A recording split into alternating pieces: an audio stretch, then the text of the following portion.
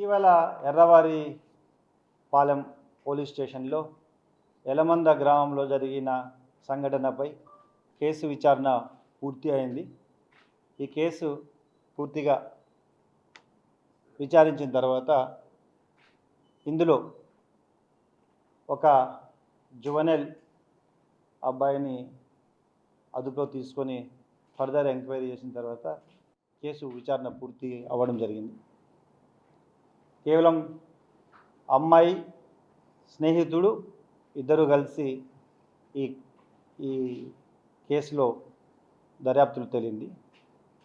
ఇద్దరు కూడా ఒకే స్కూల్లో ఒకే తరగతిలో చదువుతున్నారు, క్లాస్మేట్స్, అదే ఊరికి సంబంధించిన అబ్బాయి. వారి మధ్య స్నేహం ఉంది. కేవలం పథకం ప్రకారం ముందు మాట్లాడుకున్నట్లుగా వారిద్దరూ కలిసి మాట్లాడుకోవాలని ఈవినింగ్ వాళ్ళు మాట్లాడుకున్న సమయంలో లేట్ అవ్వడం వలన వీళ్ళ అమ్మ నాన్న వెతుక్కుంటూ రావడం, ఏం చెప్పాలో అనే ఒక భయంతో అప్పటికప్పుడు వాళ్ళు ఒక నిర్ణయం తీసుకొని అమ్మాయి చెప్పిన మాటలు తప్ప ఇక్కడ ఎటువంటి అఫెన్స్ జరగలేదు. అత్యాచారం జరగడం కానీ లేదా ఒక మోటార్ సైకిల్లో ఇద్దరు వచ్చి అడ్డగించి దాడి చేశారు, మత్తుమందు తాపించారు అని ఏదైతే ఆ అమ్మాయి ముందే ప్లాన్ చేసుకొని వాళ్ళ అమ్మ నాన్నకు చెప్పింది తప్ప ఇక్కడ ఫర్దర్ అఫెన్స్ అనేది ఎక్కడ విచారణలో డిటెక్ట్ అవ్వలేదు. క్లియర్గా ఎవిడెన్స్ అమ్మాయి వాళ్ళ స్నేహితుడు యొక్క ఐడెంటిటీని చెప్పడానికి భయపడి ఆ అబ్బాయిని రక్షించాలనే ఒక రీజన్తో అప్పటికప్పుడు ఈ కట్టుకథ అల్లి వాళ్ళ అమ్మ నాన్నకు చెప్పడం జరిగింది. వాళ్ళ అమ్మ నాన్న భయపడి ఇమీడియట్గా పిహెచ్సికి తీసుకెళ్ళడం, తర్వాత జరిగిన సంఘటన అంతా కూడా మీరు గమనించారు. ఫర్దర్ మళ్ళీ మెటర్నిటీ హాస్పిటల్ తీసుకెళ్ళడం, అక్కడ మెడికల్ ఎగ్జామినేషన్ చేయడం అన్నీ కూడా చేశారు. అమ్మాయి యొక్క స్టేట్మెంట్ రికార్డ్ చేయడానికి, తర్వాత తగిన నిర్ధారణ చేయడానికి, పూర్తిగా విచారించడానికి చాలా సమయం పట్టింది.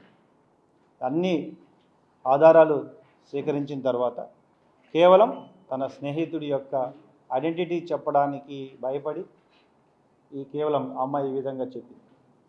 ఇందులో ఎటువంటి అఫెన్స్ జరగలేదు. కానీ అమ్మాయి మైనర్ అవ్వడం, అబ్బాయి కూడా మైనర్ జువెనైల్ జస్టిస్ కింద ఉండడం వల్ల అబ్బాయిని అదుపులో తీసుకొని ఇప్పుడు జువెనైల్ జస్టిస్ హోమ్కి పంపడం జరుగుతుంది. తర్వాత జరిగిన సంఘటనలో ఇమ్మీడియట్గా ఈ కేసు ఖచ్చితంగా జరిగిన వెంటనే బాక్రాపేట ఇన్స్పెక్టర్ కానీ, ఎస్ఐ కానీ, అక్కడున్న మహిళా కానిస్టేబుల్ కానీ ఇమ్మీడియట్గా ఆల్మోస్ట్ 20 minutesలో అక్కడికి 25 కిలోమీటర్ ఉంటుంది, అది 20-25 minutesలో రష్ అవ్వడం జరిగింది. ఫిజికల్ ప్రైమరీ హెల్త్ సెంటర్ నుండి మళ్ళీ హెల్త్ సెంటర్కి తీసుకురావడం జరిగింది. కానీ ఇందులో పోలీసు వారికి దర్యాప్తు చేయడానికి ఎటువంటి సమయం ఇవ్వకుండా తెలిసిన విషయాన్ని ఎవరికి వారు ఆపాదించుకొని సోషల్ మీడియా అభ్యర్థులు మాట్లాడడం ఇది సబబు కాదు. మైనర్ గారి విషయంలో అసలు సబబు కాదు.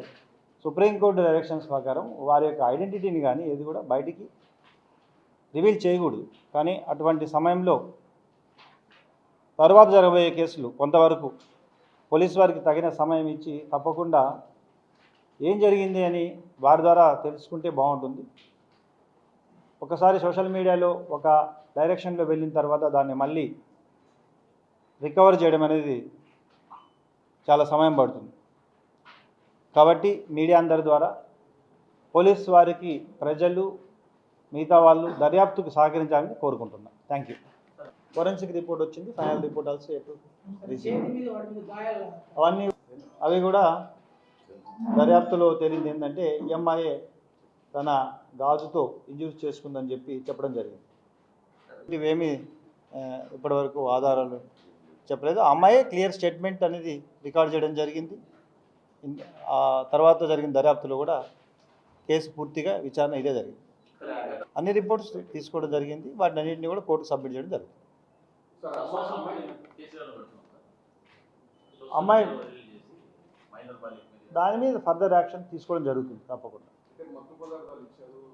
అదంతా కూడా అమ్మాయి తర్వాత దర్యాప్తులో కేవలం ఆ అమ్మాయి కల్పించిన కట్టుకథ మాత్రం. నిజంగా అమ్మాయికి మత్తుమందు తాపిస్తుంటే ఖచ్చితంగా ఆ మెడికల్ టెస్ట్లో బ్లడ్ టెస్ట్లో ఖచ్చితంగా ఇవన్నీ కూడా రావాల్సిందే. సరే ఇప్పుడు అక్కడ ఇష్యూ చేశారు కొంతమంది ఇట్లా మత్తు పదార్థాలు ఇచ్చారని చెప్పేసి ఇష్యూ చేశారు హాస్పిటల్ వాటి మీద అదే చెప్తున్నా. అందుకని పోలీస్ వారికి ఎటువంటి సమయం ఇవ్వకుండా దర్యాప్తు కోసం సమయం ఇవ్వలేదు.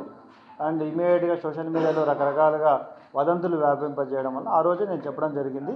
తగిన సమయం పోలీస్ వారికి దర్యాప్తు చేయడానికి ఇవ్వమని చెప్పి కూడా ఇప్పుడు కూడా రాబోయే కేసెస్లో కూడా తొందరపడి సోషల్ మీడియాలో ఒక ప్రచారం చేసి దుష్ప్రచారం చేయడం తప్పు అని చెప్తున్నాను. సార్ అమ్మాయి తండ్రి మాట్లాడుతున్నాడు, మీడియా ముందుకు వచ్చి మాట్లాడుతున్నాడు. ఆ అతని మీద ఏమైనా కేసు పెట్టాలి? అబ్బాయి ఎక్కడ అమ్మాయి తండ్రి కూడా మాట్లాడుతున్నాడు, మా ఊరు శిక్ష వేయాలి, మా అమ్మాయి ముందుకు ఉంటే పదవుల్లో ఇబ్బంది పడుతూ ఉంది అని చెప్పి అతనే మాట్లాడుతున్నాడు. అదైతే మా దృష్టికి రాలేదు. విల్సి వెరిఫై. అన్ని విషయాలు చూస్తుంది సార్, ఆ విషయం కూడా చూస్తుంటే బాగుంటుంది. ఓవరాల్ గా చూస్తే ఆ అమ్మాయి అత్యాచారం చేసినాడని చెప్పి అతను మాట్లాడుతున్నాడు. తర్వాత ఏమంటే ఎక్కడ అదైతే ఇప్పటివరకు అబ్జర్వ్ చేయలేదు, మేమైతే అబ్జర్వ్ చేయలేదు. మరి మీరు ఎవరు చూసారో చెప్పండి, మీరు చూపించండి, తప్పకుండా ఇవ్వండి. మీరు తప్పకుండా అవి అందించండి, తప్పకుండా చేస్తాం. మరి వాళ్ళ ఫాదరే వచ్చి మీడియా ముందు ఆ రోజు హాస్పిటల్ దగ్గర చెప్పడం జరిగింది కదా. 20 గంటల తర్వాత సార్ ముందు వేరే ఉంది, ఆఫ్టర్ వేరే ఉంది. ఇవ్వండి, మీరు అది మీడియా పోలీస్ వారికి అందించండి.